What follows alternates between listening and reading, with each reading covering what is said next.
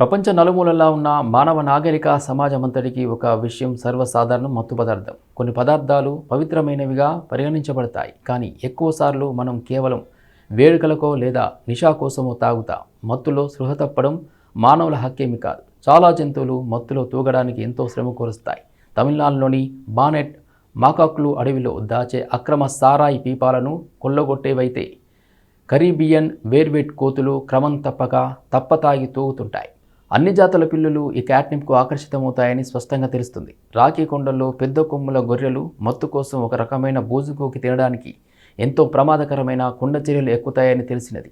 మరి ఈమెన్లు, మేకలైతే వారి కాపరులలాగే కట్ ఆకుల మత్తుకు బానిసలు. ఎంతో అందంగా మిఠాయిలా కనిపించి ఎర్ర టోపీలతో పైన కాస్త పంచదార చల్లినట్లు ఉండి యక్షిణీల కథలలో కనిపించే బొమ్మల్లో అమాయకంగా కనిపించే పుట్టగొడుగుల పేరు ఫ్లై అగారికస్ పుట్టగొడుగులు.